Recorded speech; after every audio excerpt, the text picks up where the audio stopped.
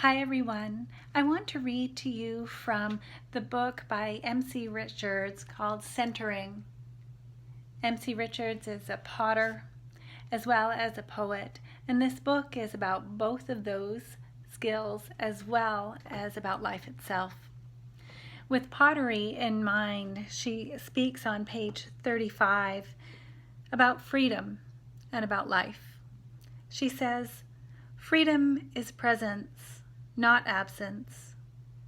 Centering, in pottery, is an act of bringing in, not of leaving out. It is brought about not by force, but by coordinations. It is difficult, if not impossible, for a potter to force her clay into center simply by exerted pressure. In order to take its new shape, the clay has to move. It is therefore advisable, technically, to press down and in and then squeeze up, holding the rising cone broad across the top and then down again, one hand pressing the clay against the other." And she goes on to talk about the different techniques in molding the clay and keeping it in center. And she reminds us that because the wheel is center-oriented, the ball of clay will take a centered position naturally if we create the necessary support and influence. The same is true of our lives.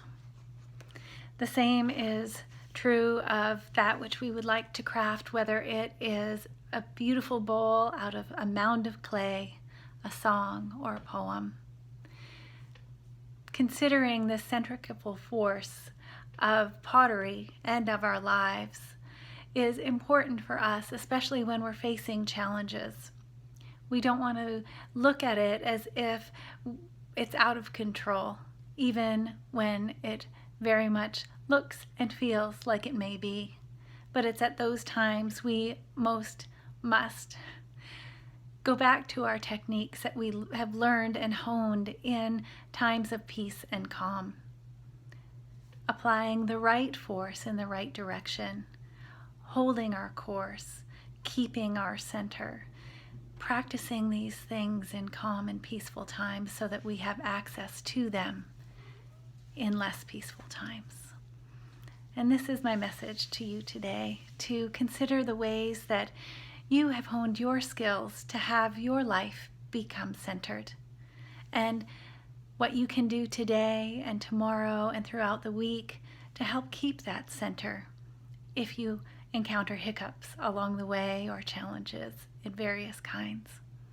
I want to send this message of love to you, and I hope to see you again soon. Blessed be.